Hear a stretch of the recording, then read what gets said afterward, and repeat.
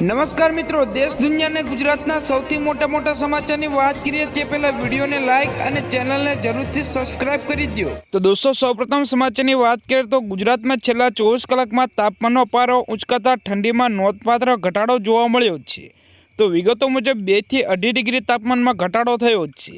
તો આ તરફ રાત્રે ઠંડી જ્યારે બપોરે ગરમી જેવો માહોલ જોવા મળ્યો છે।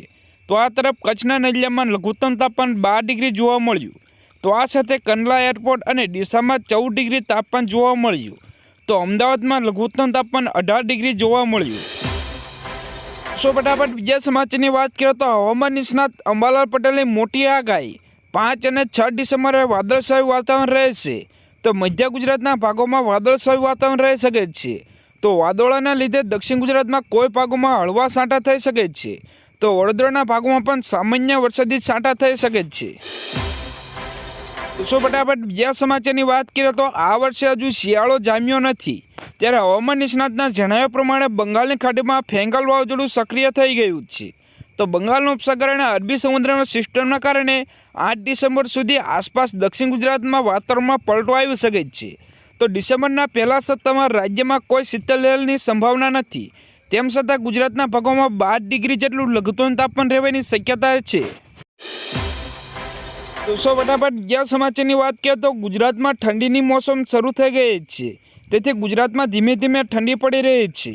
તો નલિયા અને સરહદી વિસ્તારમાં તાપમાન 12 ડિગ્રી પર પહોંચ્યું હતું, જ્યારે ગાંધીનગર જેવા શહેરી વિસ્તારમાં ઠંડીમાં આંશિક ઘટાડો નોંધાયો હતો। તો ગુજરાતમાં ઠંડીની મોસમ શરૂ થઈ ગઈ છે, તેથી ગુજરાતમાં ધીમે ધીમે ઠંડી પડી રહી છે। તો નલિયા અને શહેરી વિસ્તારમાં 12 ડિગ્રી તાપમાન પહોંચ્યું છે, જ્યારે ગાંધીનગર જેવા શહેરી વિસ્તારમાં ઠંડીમાં આંશિક ઘટાડો નોંધાયો છે।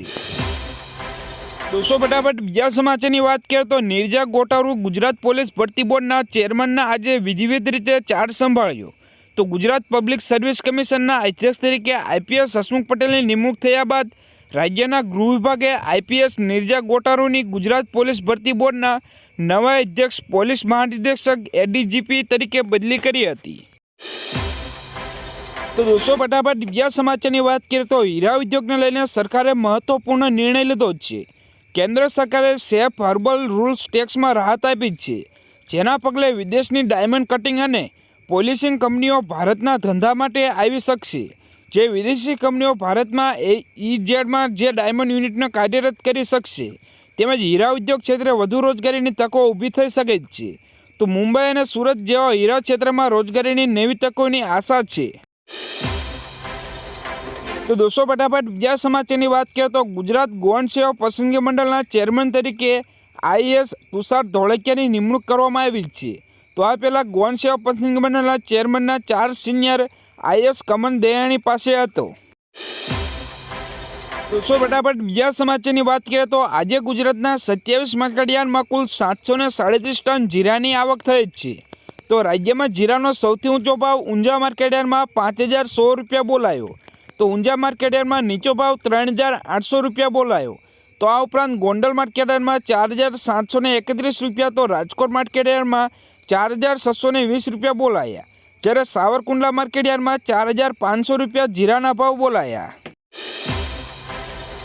દોસ્તો, ફટાફટ બીજા સમાચારની વાત કરીએ તો ગુજરાતના 46 માર્કેટયાર્ડમાં કુલ 5436 ટન કપાસની આવક થઈ હતી, જેમાં રાજ્યમાં કપાસનો સૌથી ઊંચો ભાવ રાજપીપળા માર્કેટયાર્ડમાં 1570 રૂપિયા બોલાયો। તો રાજકોટ માર્કેટયાર્ડમાં 1489 રૂપિયા બોલાયા। તો આ સિવાય માણાવદરમાં 1540 રૂપિયા, તો જેતપુરમાં 1491 રૂપિયા ઊંચા ભાવ બોલાયા। તો દોસ્તો, ફટાફટ બીજા સમાચારની વાત કરીએ તો ગુજરાત સરકારે કર્મચારીઓના હિતમાં વધુ એક મહત્વપૂર્ણ નિર્ણય કર્યો છે। તો 7મા પગાર પંચનો લાભ મેળવતા કર્મચારીને કેન્દ્રના ધોરણે મોંઘવારીના ભથ્થામાં 3% વધારો કરવામાં આવ્યો છે। તો 1 જુલાઈ 2024થી 3% વધારો કરી 53% મોંઘવારી ભથ્થું મંજૂર કરવામાં આવ્યું છે। તો દોસ્તો, ફટાફટ બીજા સમાચારની વાત કરીએ તો આગામી 3 થી 5 દિવસ દરમિયાન તાપમાન સ્થિર રહેવાની આગાહી કરાઈ છે। તો હવામાન વિભાગે ગુજરાતના હવામાન અંગેની આગાહી આપતા જણાવ્યું છે કે ગુજરાતના તાપમાનમાં સામાન્ય ઘટાડો અને વધારો થશે, પરંતુ કોઈ મોટા ફેરફાર થવાની શક્યતા હાલ જોવા મળી નથી। તો આમ રાજ્યમાં હાલ જેવું વાતાવરણ છે તે આગામી દિવસોમાં રહેવાની શક્યતા છે। તો આગામી 7 દિવસ ગુજરાતનું વાતાવરણ શુષ્ક રહેશે। તો લઘુત્તમ તાપમાન આગામી 5 દિવસ દરમિયાન કોઈ મોટા ફેરફાર થવાની શક્યતા નથી। તો દોસ્તો ફટાફટ બીજા સમાચારની વાત કરીએ તો એસટી નિગમનો મોટો નિર્ણય। ગુજરાતના લાખો વિદ્યાર્થીને હિતમાં એક મહત્વપૂર્ણ નિર્ણય લીધો છે, જે મુજબ હવે વિદ્યાર્થીને પાસ કઢાવવા માટે બસ સ્ટેશનનો ધક્કો ખાવો પડશે નહીં, ઘરે બેઠા ઓનલાઈન પાસની વ્યવસ્થા કરી શકશે। દોસ્તો ફટાફટ બીજા સમાચારની વાત કરીએ તો ગુજરાત માધ્યમિક અને ઉચ્ચતર માધ્યમિક શિક્ષણ બોર્ડની પરીક્ષા માટે હાલમાં ફોર્મ ભરવાની કાર્યવાહી ચાલુ થઈ ગઈ છે, જેમાં અત્યાર સુધી 63.75 લાખ જેટલા વિદ્યાર્થીઓના ઓનલાઈન ફોર્મ ભરાઈ ચૂક્યા હોવાની વિગતો સામે આવી છે। તો હજુ ફોર્મ ભરવાની કાર્યવાહી ચાલી રહી હોવાના આંકડો વધશે। તો ગત વર્ષે 15.39 લાખ જેટલા વિદ્યાર્થીએ બોર્ડની પરીક્ષા નોંધાયા હતા। તો દોસ્તો ફટાફટ બીજા સમાચારની વાત કરીએ તો ગુજરાતના 27 માર્કેટયાર્ડમાં કુલ 737 ટન જીરાની આવક થઈ છે। તો રાજ્યમાં જીરાનો સૌથી ઊંચો ભાવ ઊંઝા માર્કેટયાર્ડમાં 5,100 રૂપિયા બોલાયો।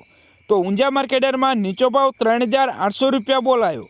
તો ઉપરાંત ગોંડલ માર્કેટયાર્ડમાં 4,731 રૂપિયા બોલાયો। તો રાજકોટ માર્કેટયાર્ડમાં 4,620 રૂપિયા બોલાયો। તો દોસ્તો ફટાફટ બીજા સમાચારની વાત કરીએ તો ગુજરાતના 34 માર્કેટયાર્ડમાં કુલ 7,400 ટન મગફળીની આવક થઈ હતી, જેમાં રાજ્યમાં મગફળીનો સૌથી ઊંચો ભાવ ભાવનગર માર્કેટયાર્ડમાં 1,660 રૂપિયા બોલાયો। તો રાજકોટ માર્કેટયાર્ડમાં મગફળીનો ઊંચો ભાવ 1,235 રૂપિયા બોલાયો, જ્યારે જામનગર માર્કેટયાર્ડમાં 1,560 રૂપિયા બોલાયો। તો ડીસા માર્કેટયાર્ડમાં 1,451 રૂપિયા, જ્યારે ગોંડલ માર્કેટયાર્ડમાં 1,321 રૂપિયા મગફળીના ઊંચા ભાવ બોલાયા। તો દોસ્તો ફટાફટ બીજા સમાચારની વાત કરીએ તો ગુજરાતમાં ગઈકાલ રાતથી ઠંડીમાં ઘટાડાનો અનુભવ થયો છે। તો રાજ્યમાં લઘુત્તમ અને મહત્તમ તાપમાનમાં વધારો થયો છે। તો હવામાન વિભાગ દ્વારા આજે પણ જણાવ્યા અનુસાર આગામી 3 દિવસ દરમિયાન રાજ્યમાં લઘુત્તમ તાપમાન 2 થી 3 ડિગ્રીનો વધારો જોવા મળશે, ત્યારબાદ લઘુત્તમ તાપમાન 3 થી 4 ડિગ્રી ઘટશે, જેના કારણે 3 દિવસ બાદ રાજ્યમાં ફરી ઠંડીનો ચમકારો જોવા મળશે। તો ફટાફટ બીજા સમાચારની વાત કરીએ તો છેલ્લા 5 વર્ષમાં રાજ્ય સરકાર દ્વારા 6.20 લાખથી વધુ દિવ્યાંગોને વિવિધ કલ્યાણકારી યોજના હેઠળ ₹650 કરોડથી વધુની સહાય ચૂકવવામાં આવી છે। તો દોસ્તો ફટાફટ બીજા સમાચારની વાત કરીએ તો સામાન્ય નાગરિકોને વધુ એક વખત મોંઘવારીનો માર સહન કરવાનો વારો આવ્યો છે। તો સીએનજી ગેસના ભાવમાં વધારો કરવામાં આવ્યો છે। તો ગુજરાત ગેસે સીએનજી ગેસના ભાવમાં મોટો વધારો કરવામાં આવ્યો છે। તો સીએનજી ગેસમાં 1.50 પૈસાનો વધારો કરવામાં આવ્યો છે। તો પ્રતિ કિલો ગેસનો ભાવ 77.76 રૂપિયા ચૂકવવો પડશે। તો આ ભાવ વધારાથી આજથી લાગુ પડશે। તો દોસ્તો ફટાફટ બીજા સમાચારની વાત કરીએ તો ખેલ મહાકુંભ 3.0 અંતર્ગત ગુજરાતભરની તમામ શાળાઓએ શાળા કક્ષાએ અંડર-19, અંડર-11, અંડર-14, અંડર-17 વય જૂથમાં ખેલ મહાકુંભની એથ્લેટિક રમતમાં ફરજિયાત ભાગ લેવાનો રહેશે। તો ખેલ મહાકુંભ 3.0નું ઓનલાઈન રજિસ્ટ્રેશન 5/12/2024થી શરૂ કરવામાં આવશે। તો રજિસ્ટ્રેશનની છેલ્લી તારીખ 25/12/2024 સુધીની રહેશે। તો દોસ્તો ફટાફટ બીજા સમાચારની વાત કરીએ તો ગુજરાતમાં છેલ્લા 24 કલાકમાં તાપમાન ઉચકતા ઠંડીમાં નોંધપાત્ર ઘટાડો જોવા મળ્યો છે। તો વિગતો મુજબ 2 થી 2.5 ડિગ્રી તાપમાન વધતા ઠંડી ઘટી છે। તો આ તરફ રાતે ઠંડી, જ્યારે બપોરે ગરમી જેવો માહોલ જોવા મળ્યો છે। તો આ તરફ કચ્છના નલિયામાં લઘુત્તમ તાપમાન 12 ડિગ્રી રહ્યું છે। તો આ સાથે કંડલા એરપોર્ટ અને ડીસામાં 14 ડિગ્રી તાપમાન રહ્યું છે। તો અમદાવાદમાં લઘુત્તમ તાપમાન 18 ડિગ્રી જોવા મળ્યું છે। તો રાજ્યમાં હજુ પણ ઠંડીનું પ્રમાણ વધવાની શક્યતા જોવા મળી છે।